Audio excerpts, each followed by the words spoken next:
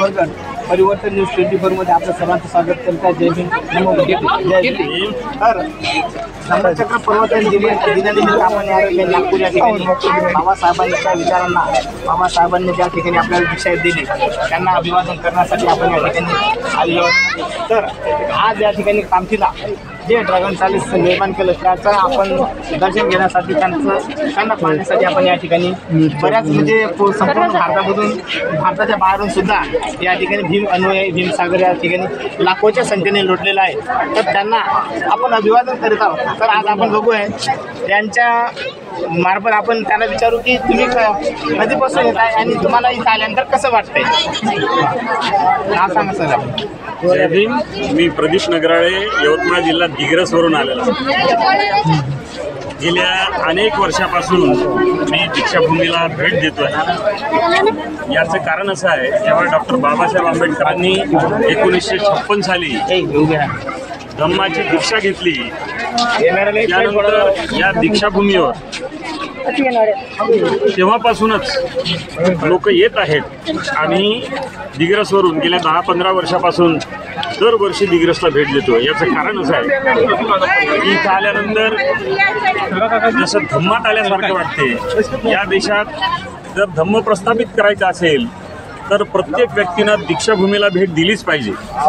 आणि या दीक्षाभूमीमधून जे आम्ही विचार घेऊन जातो, आमच्यामध्ये जो बदल होतो आहे इथून गेल्यानंतर, हे विचार पेरण्यासाठी आम्ही प्रत्यक्ष तिथं काम करतो आहे। आणि इथं आल्यानंतर आम्हाला नवीन ऊर्जा मिळते। ही ड्रॅगन पॅलेस दीक्षाभूमीनंतर बनलेलं आहे। इथेही धम्माचे विचार आपल्याला मिळते।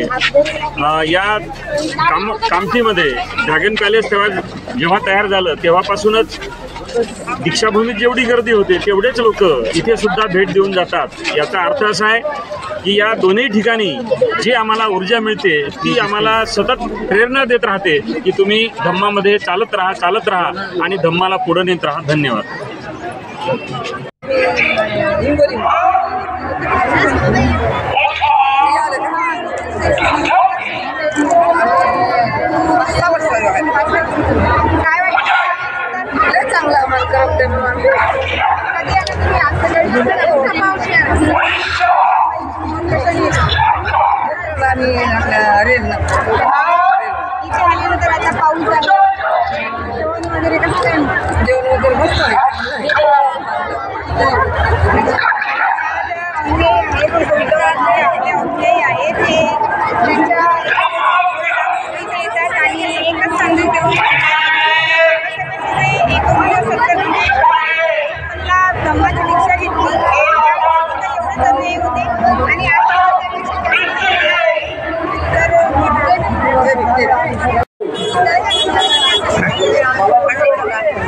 धम्मदीप कांबळे जिथे कुठे असेल त्यांनी पोलीस मदत करण्यात यावे, त्यांची पत्नी त्यांची मदत आहे। कृती जीवनले राहणार मंदारोड नागपूर, तुझी आई आहे पुढे आहे सोबत। कृती जीवनले राहणार मंदारोड नागपूर, जिथे कुठे असेल त्यांनी पोलीस मदत केंद्र इथे यावे। कौशल्याबाई शिवांडे वाहन बघत आहे।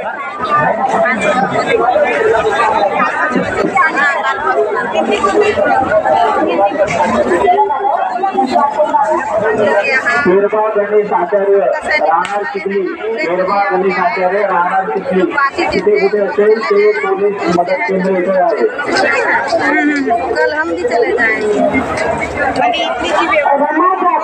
जिथे कुठे असेल काही पोलीस मदत केंद्रात यावे, त्यांचा मुलगा त्यांची वाट बघत आहे। काशी दीपक राजवडे वय 16, काशी दीपक राजवडे वय 16, विकास राजवडे वय 10, राहणार गुंची मोठी जातो, जिथे कुठे असेल त्यांनी पोलीस मदत केंद्र इथे यावे।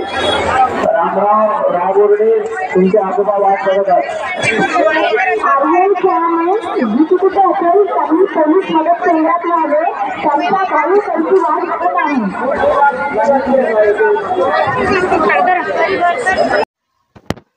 जय भीम, नमो बुद्धाय।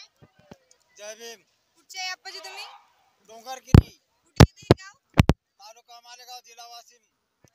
किती वर्ष झाली तुम्हाला इथे? जवळ जवळ 22 ते 25 वर्षापासून येतो।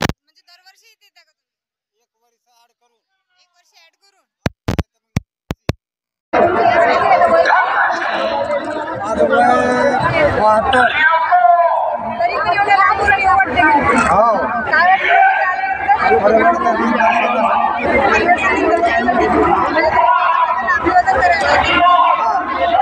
आल्यानंतर तुम्हाला आम्हाला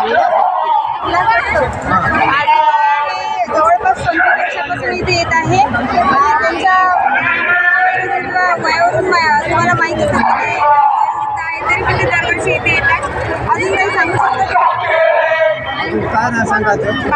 Passengers, train number 12652 Nizamuddin Madurai Sampark Kranti Superfast Express is ready to leave from platform number 2.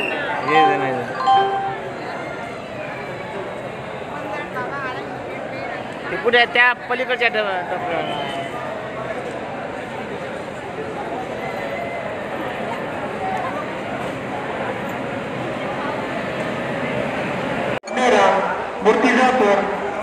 Dhammachakra Pravartan दिनानिमित्त ही गाडी नागपूर ते मुंबईपर्यंत लागलेली आहे आणि यामध्ये सर्व भीम अनुयायी आपल्या गावी परत जात आहे.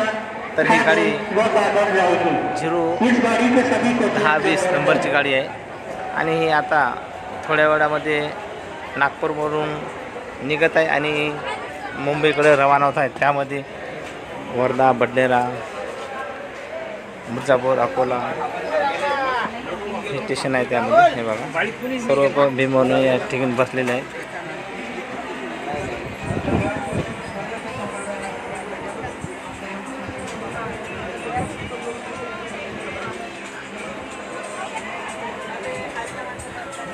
साहेब तुम्ही सांगा आता तुम्हाला इथे येऊन किती वर्ष झाली, कधीपासून येता इथं आणि धम्मचक्र प्रवर्तन सांगा ना.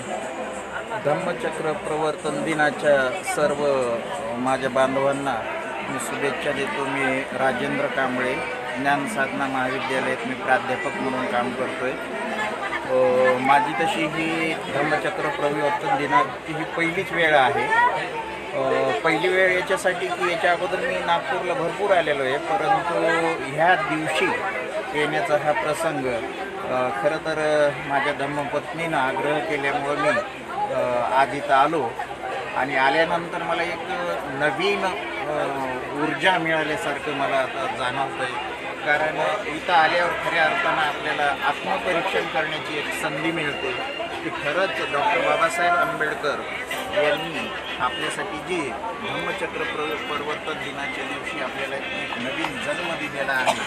तर ह्या नवीन जन्मामध्ये आपल्यामध्ये किती परिवर्तन झाले किंवा आपल्या समाजात किती परिवर्तन झाले ही बघण्याची मला ही एक संधी मिळाली. मला सगळ्याच कॅटेगरीतले लोक इथं दिसले. काही आपल्या ग्रामीण भागातून आलेले जे अशिक्षित तरुण आहेत तेही दिसले. त्या तरुणांचं वर्तन बघून थोडासा अपमान झाल्यासारखं वाटलं, परंतु ती त्यांची चूक नाही. कारण शिक्षण हे वाघिणीचं दूध म्हणतात आणि शिक्षणामुळं माणसामध्ये जाणीवा निर्माण होतात असं जे बोललं जातं ते खरोखरच खरं आहे. जे सुशिक्षित लोक असतात त्यांचं धम्मचक्र प्रवर्तनाच्या दिवशीचं वर्तन खूप सदाचारी असतं आणि जे अशिक्षित लोक असतात हे निवडून पडल्यासारखे दिसतात. मला वाटतं की हे अशिक्षित लोक जे आहेत यांच्यामध्ये खऱ्या अर्थानं आपण सुशिक्षित जे मानतो तर त्यांनी मार्गदर्शन करणं, त्यांच्यामध्ये जाणीवा निर्माण करून देणं हे खूप आवश्यक आहे असं मला वाटतंय. आणि खरंच मी माझ्या धम्मपत्नीचे मी धन्यवाद म्हणेन की तिच्या आग्रहामुळं